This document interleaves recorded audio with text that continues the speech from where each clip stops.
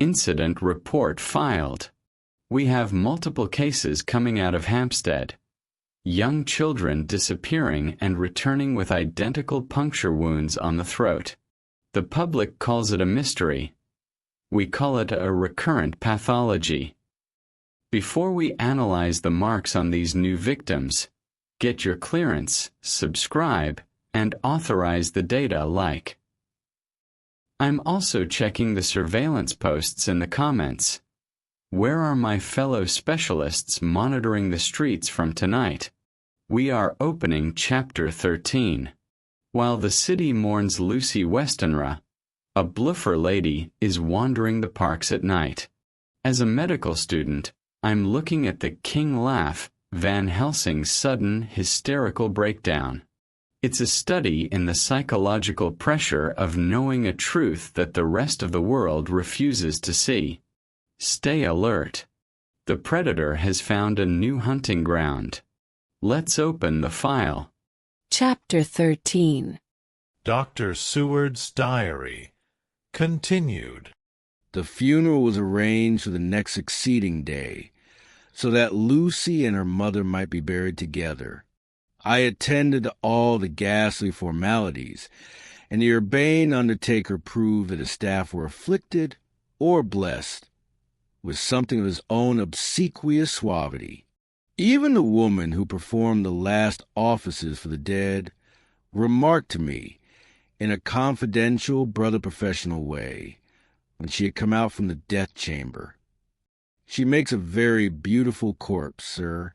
It's quite a privilege to attend on her. It's not too much to say that she will do credit to our establishment. I noticed that Van Helsing never kept far away. This was possible from the disordered state of things in the household.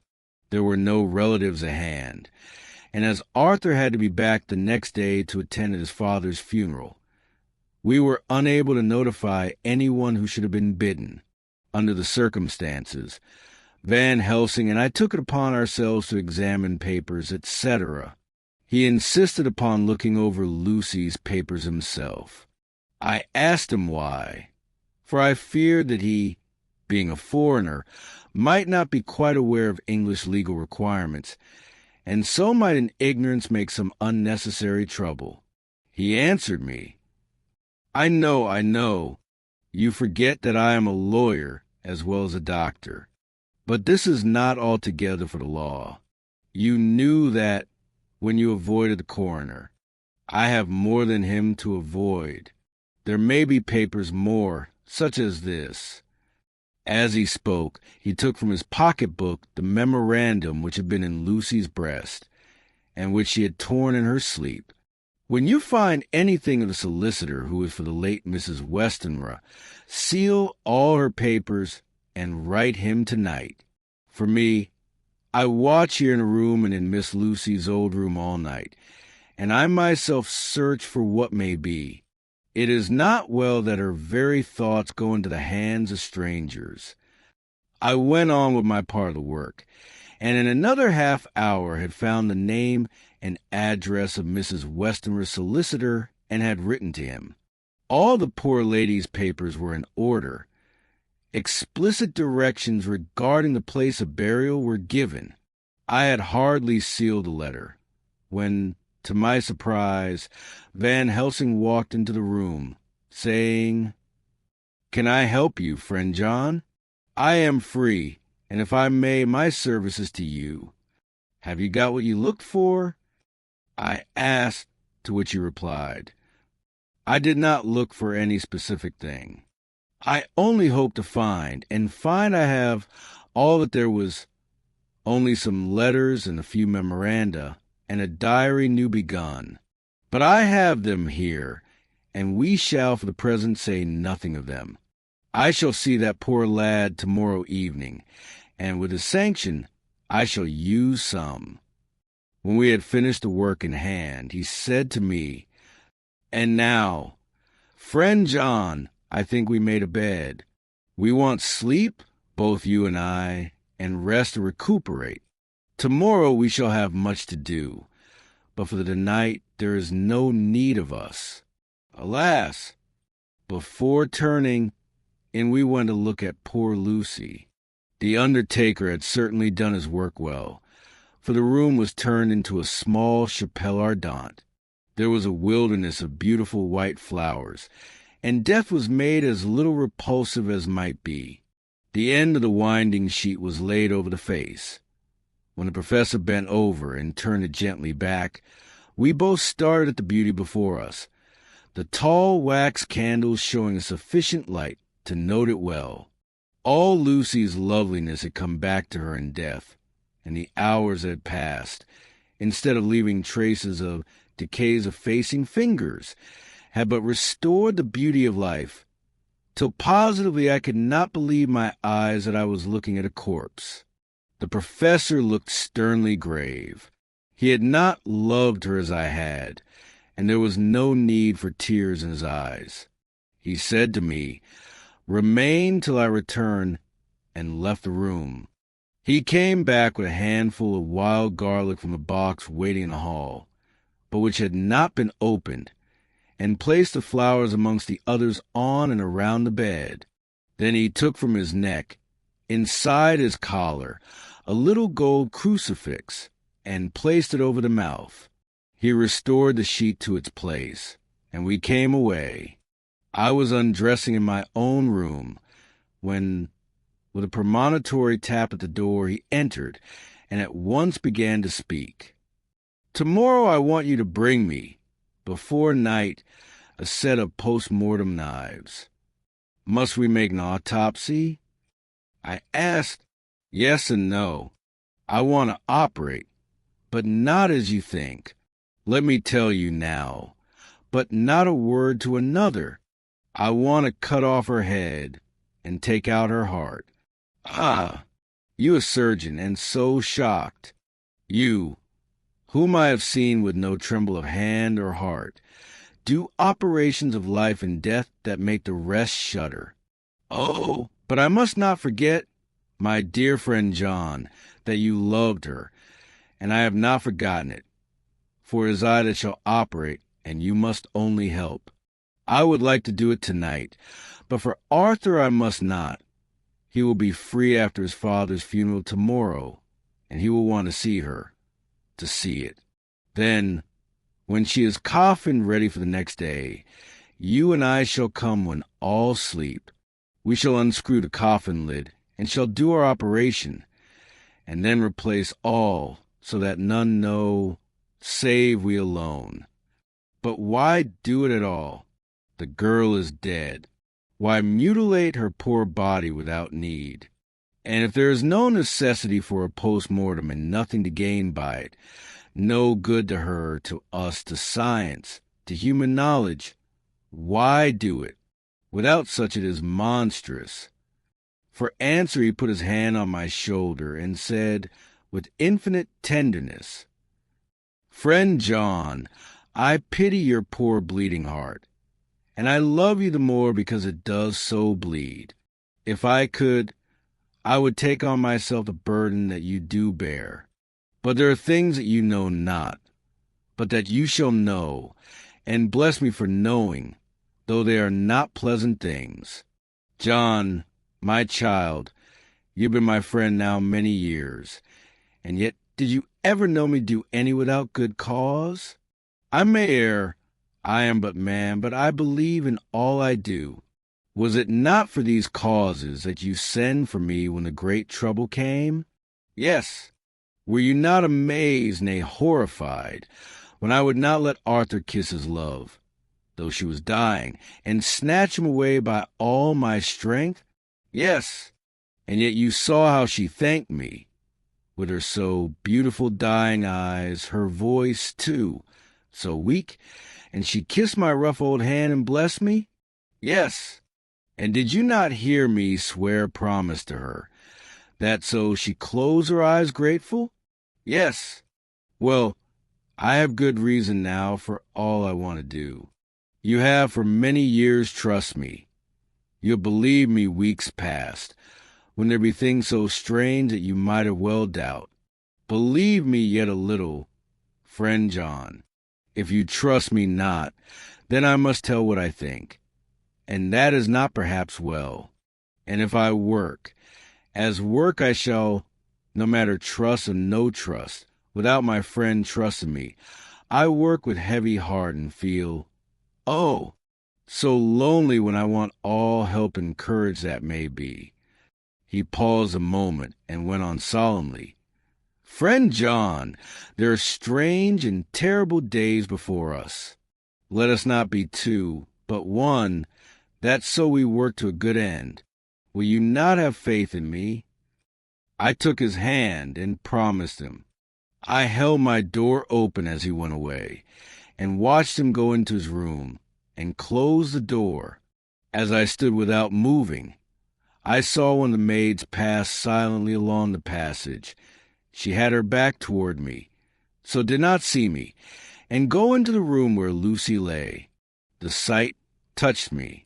Devotion is so rare, and we are so grateful to those who show it unasked to those we love. Here was a poor girl putting aside the terrors which she naturally had of death to go watch alone by the bier of the mistress whom she loved, so that the poor clay might not be lonely till laid to eternal rest. I must have slept long and soundly, for it was broad daylight when Van Helsing waked me by coming into my room. He came over to my bedside and said, "You need not trouble about the knives. We shall not do it." "Why not?" I asked, for the solemnity of the night before had greatly impressed me. "Because," he said sternly, "it is too late or too early. See." Here he held up the little golden crucifix. This was stolen in the night. "How stolen?" I asked in wonder, "since you have it now?" "Because I get it back from the worthless wretch who stole it, from the woman who robbed the dead and the living. Her punishment will surely come, but not through me. She knew not altogether what she did, and thus unknowing, she only stole.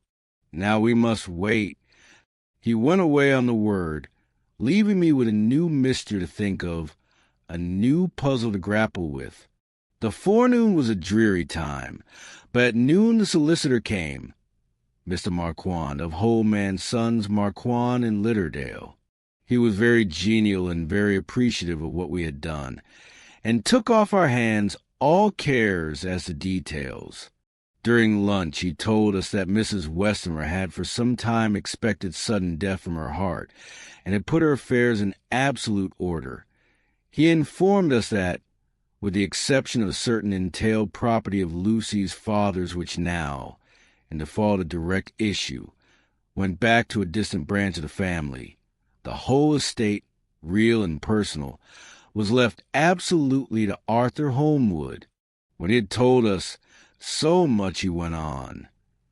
Frankly, we did our best to prevent such a testamentary disposition, and pointed out certain contingencies that might leave her daughter either penniless or not so free as she should be to act regarding a matrimonial alliance. Indeed, we pressed the matter so far that we almost came into collision, for she asked us if we were or were not prepared to carry out her wishes. Of course, we had then no alternative but to accept. We were right in principle, and 99 times out of 100 we should approve, by the logic of events, the accuracy of our judgment. Frankly, however, I must admit that in this case any other form of disposition would have rendered impossible the carrying out of her wishes. For by her predeceasing her daughter, the latter would have come into possession of the property, and even had she only survived her mother by 5 minutes, her property would, in case there were no will, and a will was a practical impossibility in such a case, have been treated at her decease as under intestacy, in which case Lord Godalming, though so dear a friend, would have had no claim in the world, and inheritors, being remote, would not be likely to abandon their just rights for sentimental reasons regarding an entire stranger. I assure you, my dear sirs, I am rejoiced at the result, perfectly rejoiced. He was a good fellow, but his rejoicing at the one little part, in which he was officially interested, of so great a tragedy, was an abject lesson in the limitations of sympathetic understanding. He did not remain long, but said he would look in later in the day and see Lord Godalming. His coming, however, had been a certain comfort to us, since it assured us that we should not have to dread hostile criticism as to any of our acts. Arthur was expected at 5 o'clock, so a little before that time we visited the death chamber. It was so in very truth, for now both mother and daughter lay in it. The undertaker, true to his craft, had made the best display he could of his goods, and there was a mortuary air about the place that lowered our spirits at once. Van Helsing ordered the former arrangement to be adhered to, explaining that, as Lord Godalming was coming very soon, it would be less harrowing to his feelings to see all that was left of his fiancée quite alone. The undertaker seemed shocked at his own stupidity and exerted himself to restore things to the condition in which we left them the night before, so that when Arthur came such shocks to his feelings as we could avoid were saved. Poor fellow! He looked desperately sad and broken. Even his stalwart manhood seemed to have shrunk somewhat under the strain of his much-tried emotions. He had, I knew, been very genuinely and devotedly attached to his father, and to lose him, and at such a time, was a bitter blow to him. With me he was warm as ever, and to Van Helsing he was sweetly courteous. But I could not help seeing that there was some constraint with him. The professor noticed it, too, and motioned me to bring him upstairs. I did so, and left him at the door of the room, as I felt he would like to be quite alone with her, but he took my arm and led me in, saying huskily, "You loved her too, old fellow." She told me all about it, and there was no friend had a closer place in her heart than you. I don't know how to thank you for all you have done for her. I can't think yet." Here he suddenly broke down, and threw his arms round my shoulders and laid his head on my breast, crying, "Oh, Jack, Jack, what shall I do? The whole of life seems gone from me all at once, and there is nothing in the wide world for me to live for." I comforted him as well as I could. In such cases men do not need much expression. A grip of the hand, the tightening of an arm over the shoulder, a sob in unison, are expressions of sympathy dear to a man's heart. I stood still and silent till his sobs died away, and then I said softly to him, "Come and look at her." Together we moved over to the bed, and I lifted the lawn from her face. God, how beautiful she was! Every hour seemed to be enhancing her loveliness. It frightened and amazed me somewhat. And as for Arthur, he felt a trembling, and finally was shaken with doubt as with an ague. At last, after a long pause, he said to me in a faint whisper, "Jack, is she really dead?" I assured him sadly that it was so, and went on to suggest, for I felt that such a horrible doubt should not have lied for a moment longer than I could help, that it often happened that after death faces became softened and even resolved into their youthful beauty, that this was especially so when death had been preceded by any acute or prolonged suffering. It seemed to quite do away with any doubt, and after kneeling beside the couch for a while and looking at her lovingly and long, he turned aside. I told him that must be goodbye, as the coffin had to be prepared. So he went back and took her dead hand in his and kissed it, and bent over and kissed her forehead. He came away, fondly looking back over his shoulder at her as he came. I left him in the drawing-room, and told Van Helsing that he had said goodbye. So the latter went to the kitchen to tell the undertaker's men to proceed with the preparations and to screw up the coffin. When he came out of the room again, I told him of Arthur's question, and he replied, "I am not surprised. Just now I doubted for a moment myself. We all dined together, and I could see that poor Art was trying to make the best of things. Van Helsing had been silent all dinner time, but when we had lit our cigars, he said, 'Lord,' but Arthur interrupted him. 'No, not that. For God's sake. Not yet at any rate. Forgive me, sir. I did not mean to speak offensively. It is only because my loss is so recent.'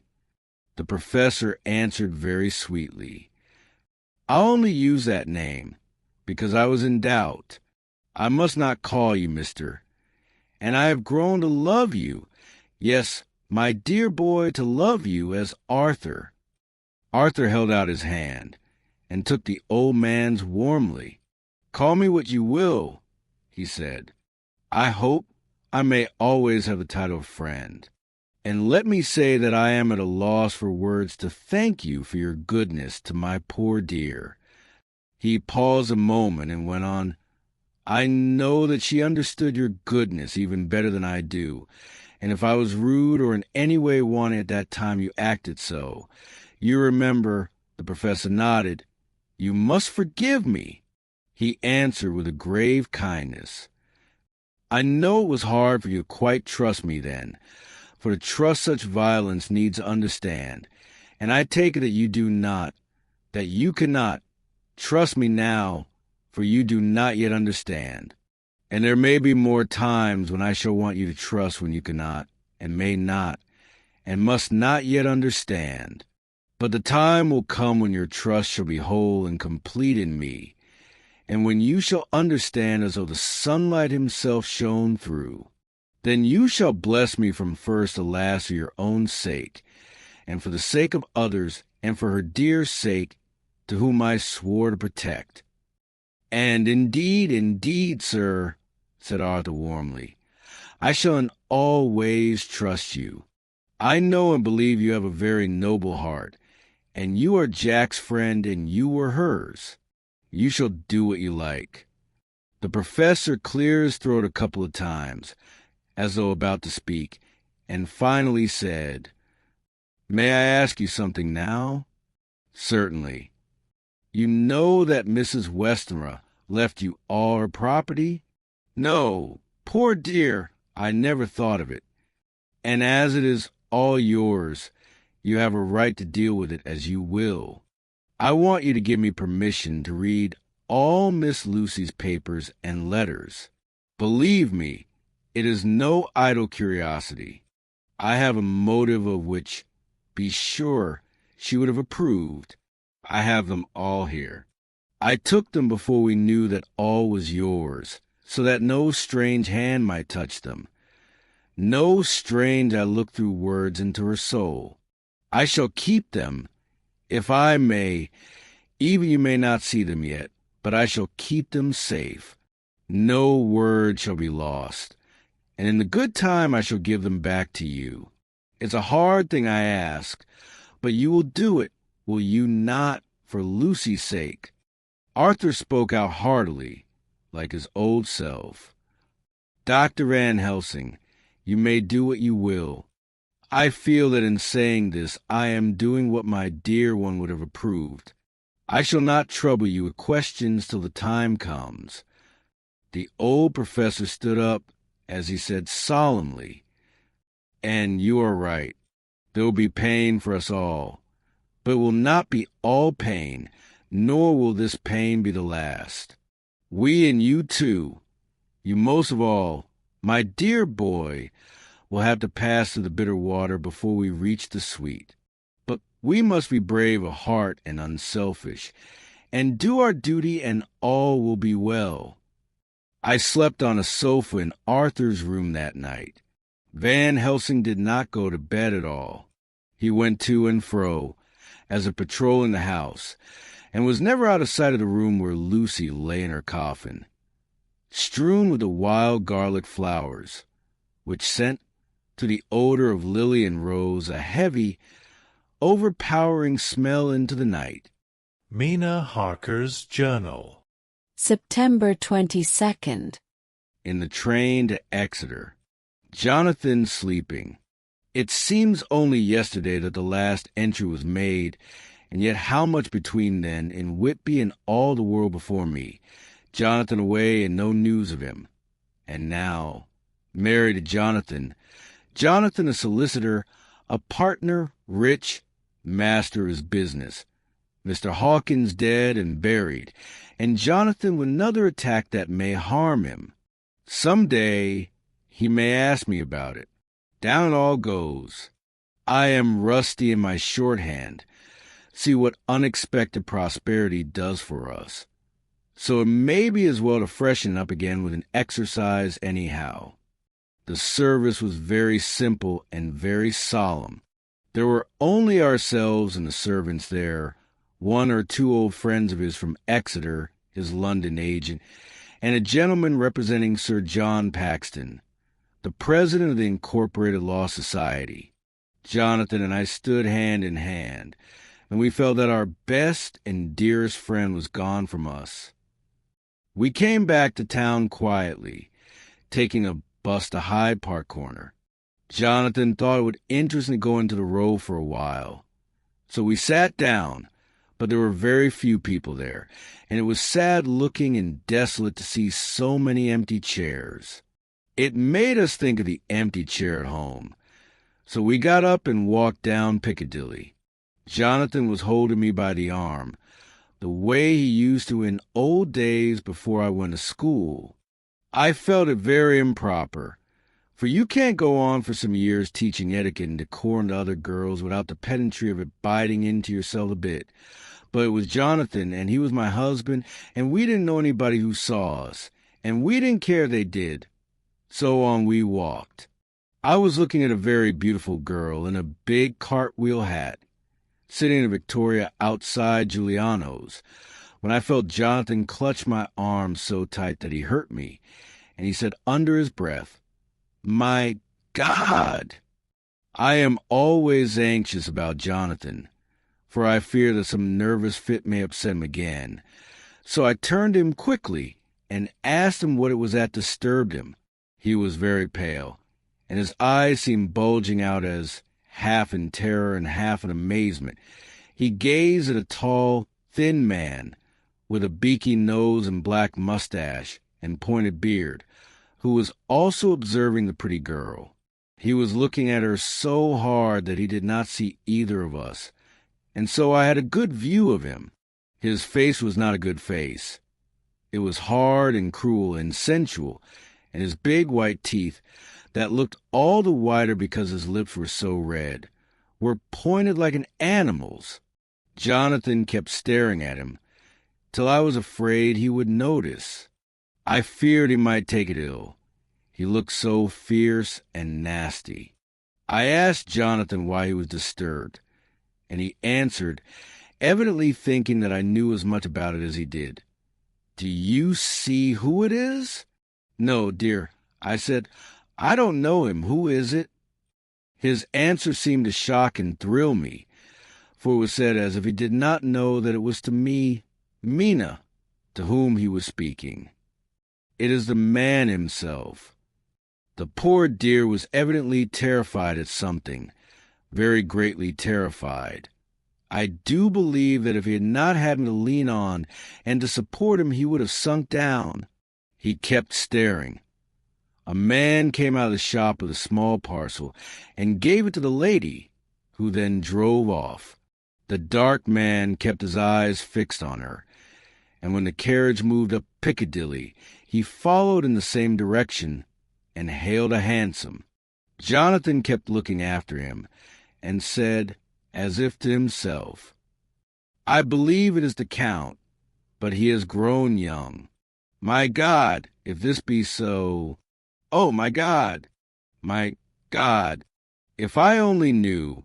If I only knew!" He was distressing himself so much that I feared to keep his mind on the subject by asking him any questions. So I remained silent. I drew him away quietly, and he, holding my arm, came easily, We walked a little further, and then went in and sat for a while in the Green Park. It was a hot day for autumn, and there was a comfortable seat in a shady place. After a few minutes staring at nothing, Jonathan's eyes closed, and he went quietly into a sleep with his head on my shoulder. I thought it was the best thing for him, so did not disturb him. In about 20 minutes he woke up and said to me quite cheerfully, "Why, Mina, have I been asleep? Oh, do forgive me for being so rude.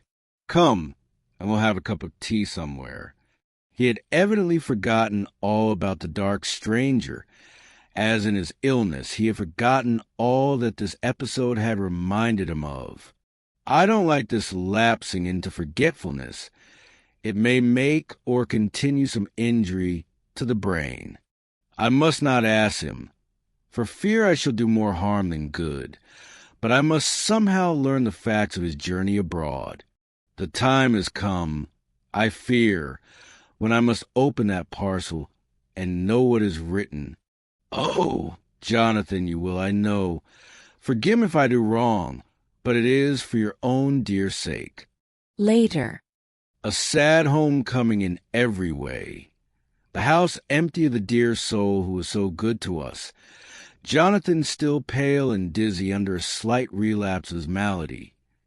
And now a telegram from Van Helsing, whoever he may be. "You will be grieved to hear that Mrs. Westerner died 5 days ago, and that Lucy died the day before yesterday. They were both buried today." Oh, what a wealth of sorrow in a few words. Poor Mrs. Westenra. Poor Lucy. Gone, never to return to us. And poor Arthur, to have lost such sweetness out of his life. God help us all to bear our troubles. Dr. Seward's Diary. September 22nd. It is all over. Arthur has gone back to Ring, and has taken Quincy Morris with him. What a fine fellow is Quincy! I believe in my heart of hearts that he suffered as much about Lucy's death as any of us, but he bore himself through it like a moral Viking. If America can go on breeding men like that, she will be a power in the world indeed. Van Helsing is lying down, having a rest preparatory to his journey. He goes over to Amsterdam tonight, but says he returns tomorrow night, that he only wants to make some arrangements which can only be made personally. He is to stop with me then, if he can. He says he has work to do in London which may take him some time. Poor old fellow. I fear that the strain of the past week has broken down even his iron strength. All the time of the burial he was, I could see, putting some terrible restraint on himself. When it was all over, we were standing beside Arthur, who, poor fellow, was speaking of his part in the operation where his blood had been transfused as Lucy's veins.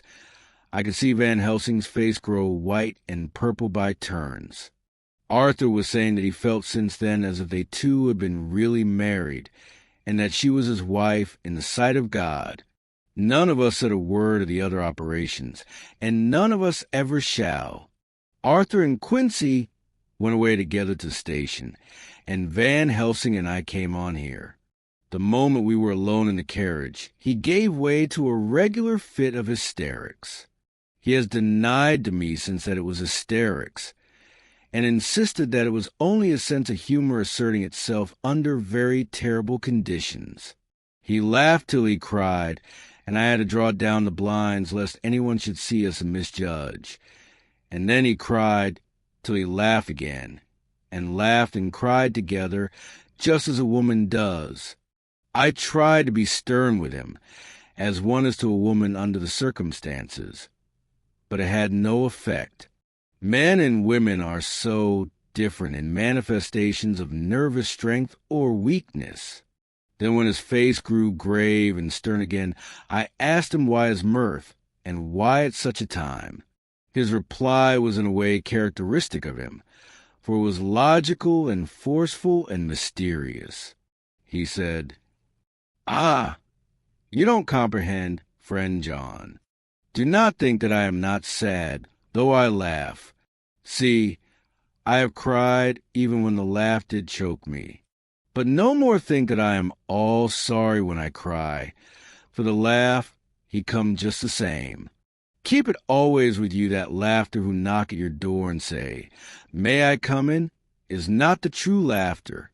No, he is a king, and he come when and how he like. He ask no person. He choose no time of suitability. He say, 'I am here.' Behold, in example, I grieve my heart out for that so sweet young girl. I give my blood for her, though I am old and worn. I give my time, my skill, my sleep. I let my other sufferers want that so she may have all. And yet I can laugh at her very grave. Laugh when the clay from the spade of the sexton drop upon her coffin, and say, thud, thud, to my heart, till it send back the blood from my cheek. My heart bleed for that poor boy, that dear boy. So at the age of mine own boy had I been so blessed that he live, and with his hair and eyes the same. There, you know now why I love him so. And yet, when he say things that touch my husband heart to quick, and make my father heart yearn to him as to no other man, not even to you, friend John, for we are more level in experiences than father and son. Yet even at such moment King laugh, he come to me and shout and bellow in my ear, 'Here I am, here I am,' till the blood come dance back and bring some of the sunshine that he carry with him to my cheek. Oh, friend John, it is a strange world, a sad world, a world full of miseries and woes and troubles. And yet when King laugh come he make them all dance to the tune he play. Bleeding hearts and dry bones of the churchyard and tears that burn as they fall, all dance together to the music that he make with that smileless mouth of him. And believe me, friend John, that he is good to come and kind. Ah, we men and women are like ropes drawn tight with strain that pull us different ways. Then tears come, and, like the rain on the ropes, they brace us up until perhaps the strain become too great, and we break. But King laugh, he come like the sunshine, and he ease off the strain again, and we bear go on with our labor, what it may be. I did not like to wound him by pretending not to see his idea, but as I did not yet understand the cause of his laughter, I asked him. As he answered me, his face grew stern, and he said in quite a different tone, "Oh, it was a grim irony of it all, this so lovely lady garlanded with flowers, that looked so fair as life, till one by one we wondered if she were truly dead. She laid in that so fine marble house in that lonely churchyard, where rest so many her kin, laid there with a mother who loved her and whom she loved, and that sacred bell going toll, toll, toll, so sad and slow, and those holy men, with the white garment of the angel, pretending to read books, and yet all the time their eyes never on the page, and all of us with the bowed head, and all for what? She is dead. So, is it not? Well, for the life of me, Professor, I said, I can't see anything to laugh at in all that. Why? Your explanation makes it a harder puzzle than before. But even if the burial service was comic, what about poor Art and his trouble? Why, his heart was simply breaking. Just so. Said he not that the transfusion of his blood to her veins had made her truly his bride? Yes, and it was a sweet and comforting idea for him. Quite so, but there was a difficulty, friend John. If so that, then what about the others? Ho, ho, then this so sweet maid is a polyandrist, and me, with my poor wife dead to me, but alive by church's law, though no, it's all gone. Even I, who am faithful husband to this now wife, am bigamous. The Westminster Gazette, September 25th. A Hampstead mystery. The neighborhood of Hampstead is just at present exercised with a series of events which seem to run on lines parallel to those of what was known to the writers of headlines as the Kensington Horror, or the Stabbing Woman, or the Woman in Black. During the past 2 or 3 days, several cases have occurred of young children straying from home or neglecting to return from their playing on the heath. In all these cases, the children were too young to give any properly intelligible account of themselves, but the consensus of their excuses is that they had been with a Bloofer Lady. It has always been late in the evening when they have been missed, and on 2 occasions the children have not been found until early in the following morning. It is generally supposed in the neighborhood that, as the first child misgave as his reason for being away that a Bloofer Lady had asked him to come for a walk, the others had picked up the phrase and used it as occasion served. This is the more natural, as the favorite game of the little ones at present is luring each other away by wiles. A correspondent writes us that to see some of the tiny tots pretending to be the Bloofer Lady is supremely funny. Some of our caricaturists might, he says, take a lesson in the irony of grotesque by comparing the reality and the picture. It is only in accordance with general principles of human nature that the Bloofer Lady should be the popular role at these alfresco performances. Our correspondent naively says that even Ellen Terry could not be so winningly attractive as some of these grubby-faced little children pretend, and even imagine themselves to be. There is, however, possibly a serious side to the question. For some of the children, indeed all who have been missed at night, have been slightly torn or wounded in the throat. The wound seems such as might be made by a rat or a small dog, and although of not much importance individually, would tend to show that whatever animal inflicts them has a system or method of its own. The police of the division have been instructed to keep a sharp lookout for straying children, especially when very young, in and around Hampstead Heath, and for any stray dog which may be about. The Westminster Gazette, September 25th. Extra Special. The Hampstead Horror. Another child injured. The Bloofer Lady. We had just received intelligence that another child, missed last night, was only discovered late in the morning under a furze bush at the Shooter's Hill side of Hampstead Heath, which is perhaps less frequented than the other parts. It has the same tiny wound in the throat as has been noticed in other cases. It was terribly weak and looked quite emaciated. It, too, when partially restored, had the common storyteller being lured away by the Bloofer Lady.